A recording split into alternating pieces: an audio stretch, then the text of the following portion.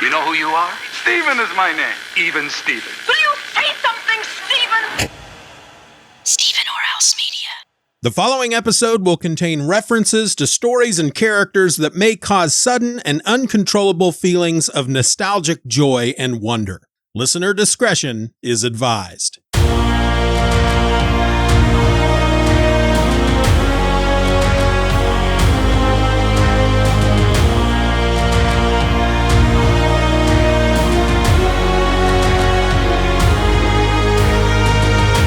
Here it is, folks. Load your guns and grab your buns. It's time for Event or Else, the podcast where I go through most every major Marvel and DC event, one issue at a time, one episode at a time, because honestly, what else am I going to do? I'm your host. My name is Steven, and here we are, you and I, together once again. But don't worry, I'll do all the talking, and there's going to be plenty of it. Because today we're going to get one more issue in to the event that started it all. Marvel Superheroes Secret Wars. This week, we're looking at issue number 7, and it's entitled Berserker. This issue was published by Marvel Comics in November of 1984, and it was written by Jim Shooter with pencils by Mike Zeck, inks by John Beatty, letters by Joe Rosen, and colors by Christy Shield. The issue opens with none of the beating around the bush you might get from other comics. The mystery of our Phantom Skulker from the end of the previous issue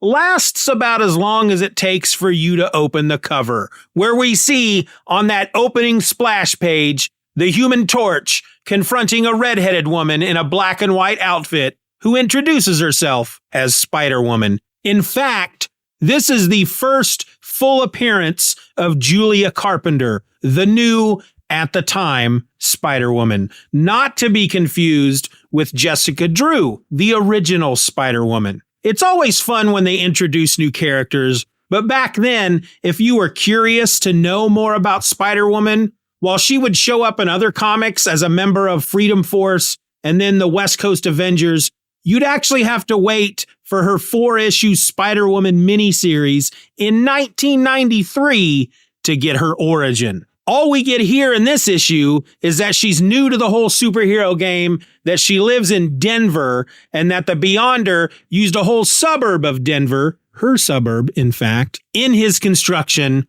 of Battle World. She says that she saw evidence of fighting when we have to assume she was out exploring, and then tracked the heroes back to the village, and now she wants to help them in their struggle. Then she shows them what she can do. Captain America is voicing his concerns at accepting the newcomer when the wrecking crew, still driving their alien monster truck, roar into the village, and in a scene that I've always found more than a little disturbing, toss the Wasp's lifeless corpse out the top of the truck before racing away. The heroes quickly grab her up and get her inside so that Zashi, the alien healer, can work her magic. But it's too late. Zashi gives it her best, but there's just nothing left inside Janet to heal. And so, with their friend and comrade dead, the heroes are ready to get out there and throw down a great big bucket of vengeance. Captain America, however, won't let them. Instead, he wants them to wait around for Galactus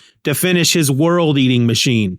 The Hulk wonders why they don't just take the fight to Galactus now, and Cap tells him, actually, he really never explains why they need to wait until the machine is completed. Only that they need to be ready to attack, and that they may only have seconds to react once the world devouring begins. I have to admit, though, I'm just as confused as the Hulk. Sitting around and waiting until the machine is running seems like an odd strategy. Regardless, as the heroes discuss the Galactus issue, She-Hulk stalks away. Off to bust some heads, I'm sure. Meanwhile, as Colossus, Rogue, and Wolverine fly back to X-Men headquarters, Professor X reaches out to Cyclops telepathically and tells him to change course. The rest of the X-Men are boarding their own aircraft, and he wants both groups to converge upon the group of villains Cyclops and his team had just tussled with in the previous issue.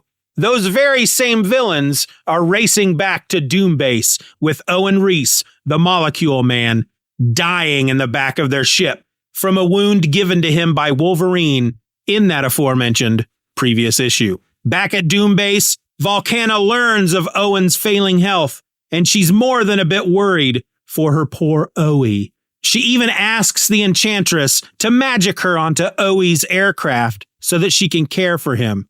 The Enchantress does not feel inclined to help until Volcana offers to pay any price. And so, with such endless possibilities available, the Enchantress sends Volcana on up to the airship where she can fuss and bother over her precious Owie. She doesn't get much time, however, when the X-Men shoot them out of the sky. Molecule Man survives, and the fight commences. During the fight, Professor X hides behind a rock and calls out the plays telepathically as Wolverine slices the Absorbing Man's arm clean off. Luckily, the Absorbing Man had absorbed the properties of some nearby rocks and so doesn't bleed to death then and there. Volcana tries to fry Wolverine, and Rogue finally decides to stop worrying over which side she's supposed to be on. The X-Men hold their own against the villains, but in the end, the villains manage to escape by stealing one of the X-Men's airships. In the meantime, Galactus finally discovers that Doom is aboard his ship, and using the power cosmic, chucks Doom out. And, as the issue puts it, he is not gentle. Back at Doom Base, the villains have arrived with the injured Molecule Man, and Volcana scrambles, trying to find someone who can help him. Dr. Octopus, she learns, is a nuclear physicist, not a doctor of medicine, and Ultron won't lift a finger without word from Doom. And considering that Volcana has already practically promised the Enchantress her soul, she won't lift a finger to help either. The Absorbing Man, still in his rock form, carries his severed arm back to his quarters.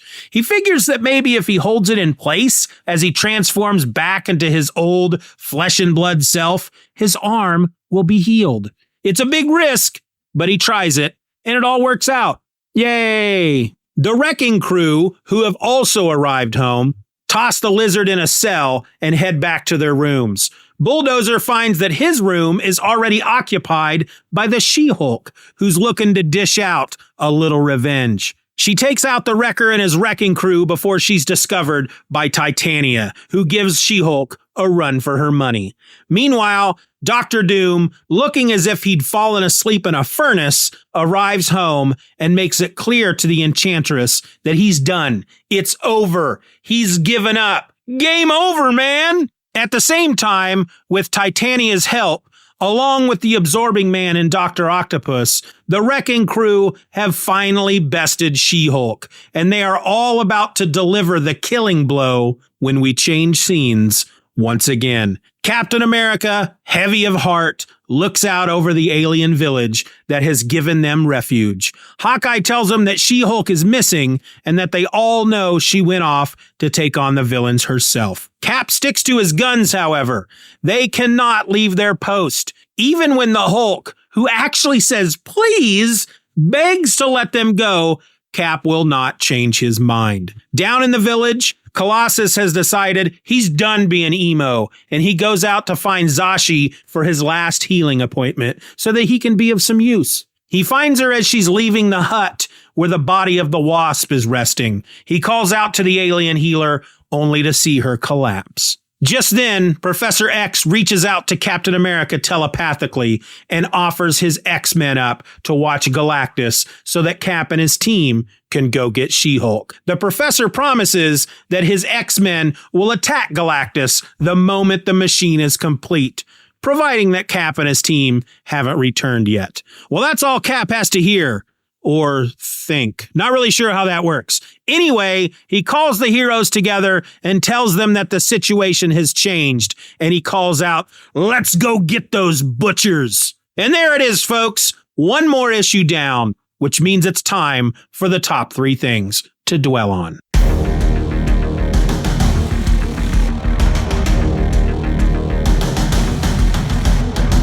The top 3 things to dwell on are 3 moments in the book that I feel need to be given just a bit more thought. These moments could be funny or stupid or even dead serious. Whatever they turn out to be, I needs to talk about them. Thing to dwell on number 3, please explain the Galactus thing to me. Again, I need to understand this.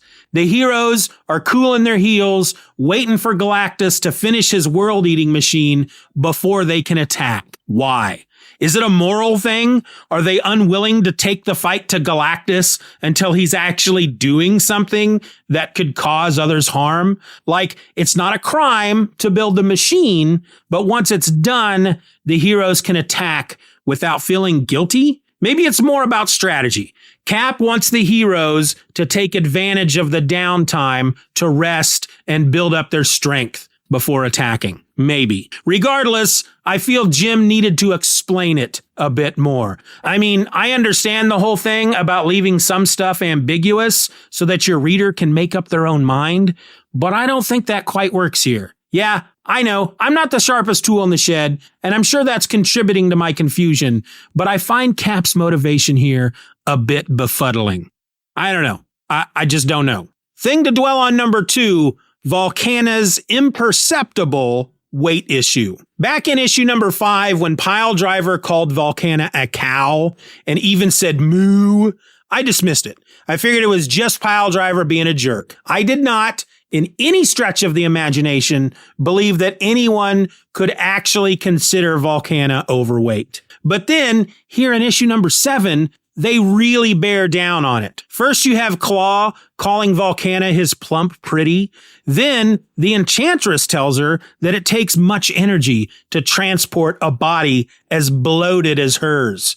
I mean, what? All the body shaming is, look, offensive insults aside, if Volcana is supposed to be overweight, then draw her that way. And I can't just put the blame on Mike Zeck here, because that instance in issue 5 was drawn by Bob Layton. So what's the deal? I know that back in the day when Stan Lee was writing, the Marvel method was all about the writer giving the artists a loose outline or backbone of the issue. And then the artist would draw the book based on that, literally writing the story with their art. Then Stan would come in after and write up the dialogue and text boxes based on the art. Was this still a thing in 1984?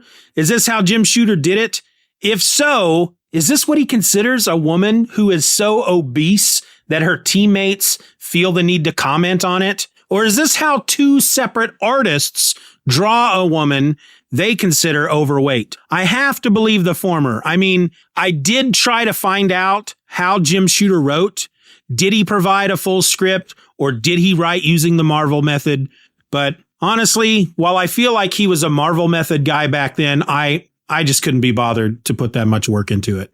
If you know, let me know. eventorelse@gmail.com. Thing to dwell on number 1, She-Hulk's revenge. I love She-Hulk. Just want to get that out of the way right here, front and center. She cares so much for her friend Janet that she's the only one of the heroes that ignores Captain America's confusing orders and leaves the group to take on the entire team of supervillains all by herself. And she does a fairly good job of it too.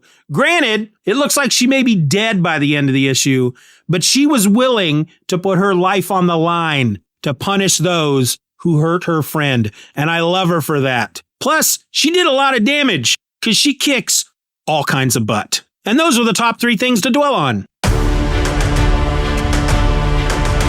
So now we come to that time in the show where I wrap it all up and tell you how I feel about the book in general. I have to be honest here, folks. Issue number 7 isn't one of the star issues of the series. Nothing much happens. Not really.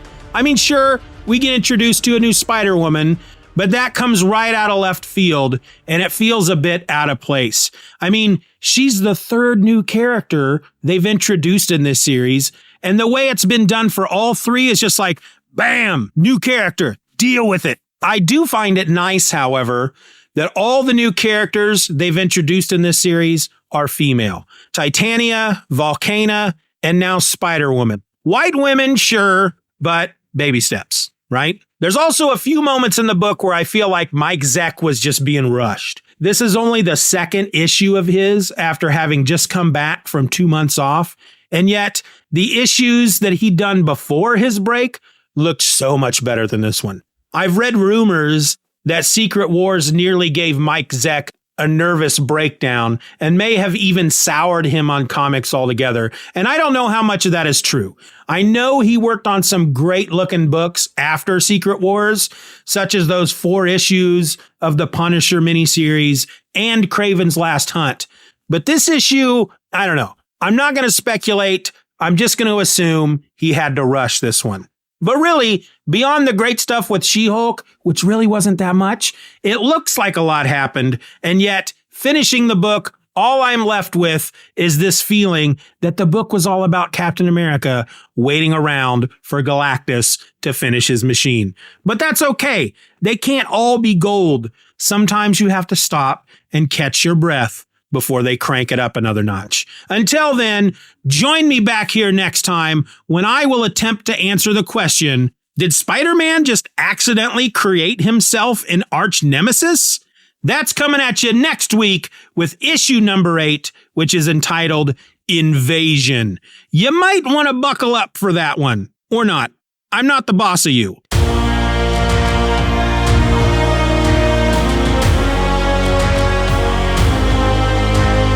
I want to thank you for listening to this episode of Event or Else. Questions and comments can be directed to eventorelse@gmail.com. If you enjoyed the show, you can help to boost our presence online by leaving a rating or review on your favorite podcast app. I also invite you to join our subscription program, Stephen or Else Beyond. And in return, you'll get episodes of Event or Else along with every other podcast under the Stephen or Else umbrella, early and ad-free. Check out the link in the show notes or just go to eventorelse.com to join today. Event or Else is a presentation of Stephen or Else Media. For more nerdy content just like this, check out stephenorelse.com.